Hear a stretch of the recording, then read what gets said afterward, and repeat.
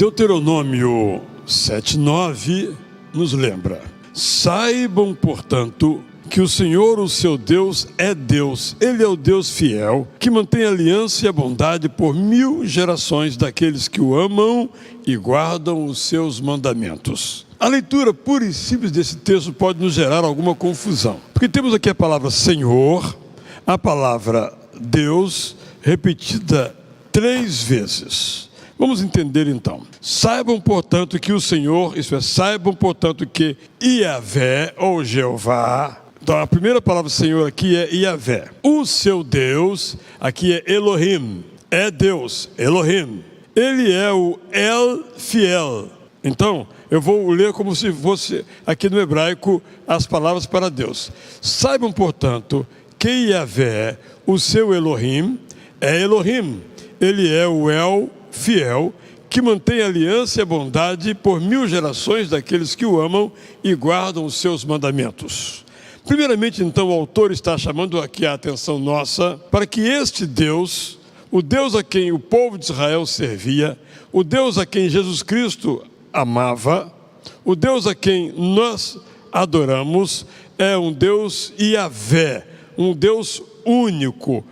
Iavé é uma expressão para significar que esse Senhor não tem nome, é tão inalcançável, é tão maravilhoso, que nós não podemos dar nome a Ele. Então dizemos Iavé, aquele que é. Então, esse Deus único se manifesta, se mostra, se demonstra. Então, esse Deus único é o nosso Deus, não é outro Deus o nosso Deus. É o nosso Elohim, o nosso El, o nosso ser a quem nós prestamos todo o culto. Importante, então, destacarmos isso para dizer mais uma vez: o nosso Deus é um Deus único, Deus fiel. As religiões em geral têm dificuldade de trabalhar com a ideia de um Deus único. O ser humano em geral tem a dificuldade de pensar num Deus único. Por isso concebe outros deuses à sua imagem e semelhança. Deus da água, Deus do sol, Deus da alegria, Deus do mal, Deus dos mundos mais profundos, o mundo submerso, o mundo da maldade, da crueldade. Essa é a mitologia humana. Mas a Bíblia nos fala que só há um Deus, que é Iavé, ou Jeová. Esse é o único Deus, esse é o El fiel. Essa é a primeira coisa que temos que ter em mente. Então nós é que somos criados à imagem e semelhança de Deus, nunca o contrário. Sempre devemos tomar cuidado para não erigirmos imagens de Deus, darmos nomes a Deus, engarrafarmos Deus, porque esse Deus não tem como caber na nossa cabeça, a nossa garrafinha, nosso quadradinho. Aqui o autor, então, em segundo lugar, nos fala de uma característica desse Deus, que ele é fiel. O que quer dizer que Deus é fiel? Eu sou fiel, mas posso falhar, porque os meus desejos podem mudar, as minhas práticas podem ser alteradas, mas Deus é fiel, isto é, aquilo que Ele promete a mim e a você vai acontecer. Aquilo que Ele disse que vai fazer, Ele vai fazer. Ele é fiel. Mas Ele é fiel porque Ele pode ser fiel. Eu não sou fiel porque eu não consigo ser fiel. Eu não tenho poder para ser fiel. Eu não tenho força para ser fiel. Mas Deus tem poder para ser fiel. Tem vigor para ser fiel. Deus tem amor para ser fiel. Deus é fiel. Toda a história da Bíblia e a nossa história é Deus à nossa procura, e nós às vezes indo ao encontro dele e às vezes fugindo dele. Ele não muda a sua fidelidade. Por isso a Bíblia toda é o relato de Deus vindo ao nosso encontro e nós indo ao encontro dele. Mas mesmo quando falhamos em ir ao encontro dele, Ele sempre vem ao nosso encontro, porque Ele não muda porque nós mudamos. A promessa dele deixa de cessar porque nós não fizemos nossa parte. Não, Deus é fiel. E aqui nós encontramos uma outra menção. Em sua fidelidade, Deus mantém a aliança, isto é, Deus mantém o acordo, o pacto, o testamento. Aquilo que Ele prometeu a nós, Ele não muda, mesmo nós tenhamos mudado.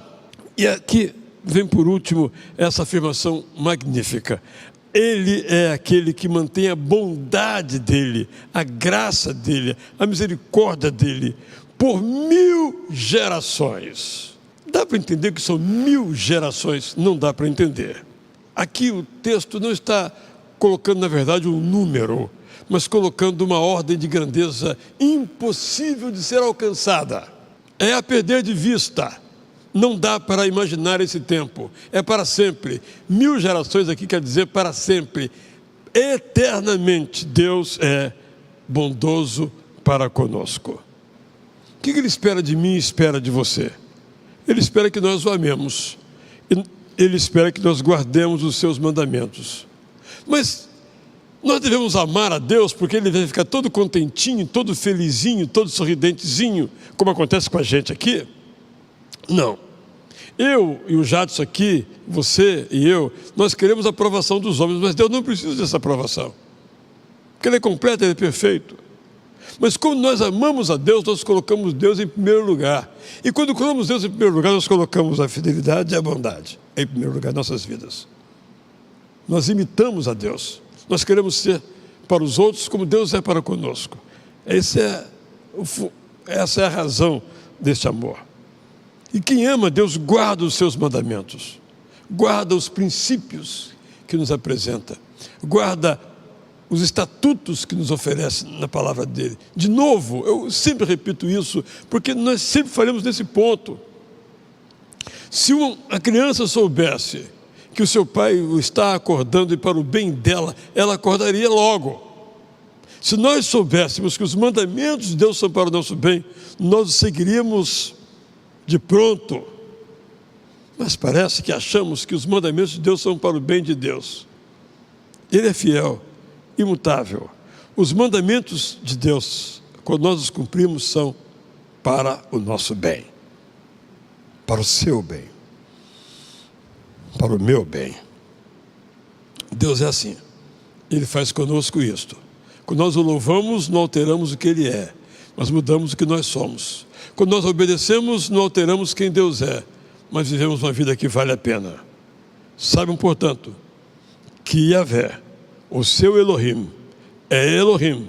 Ele é o El fiel, que mantém a aliança que fez conosco, que mantém a bondade que tem para conosco, por 1000 gerações, num tempo a perder de vista. E espera que nós o amemos para o nosso bem e guardemos os mandamentos dele para o nosso bem. Vale a pena amar e guardar os mandamentos do Yahvé, do Elohim, do El, que é eterno, perfeito, completo para nós todos. Deus assim nos ajude. Receba aqui então um bom dia do Israel Belo de Azevedo.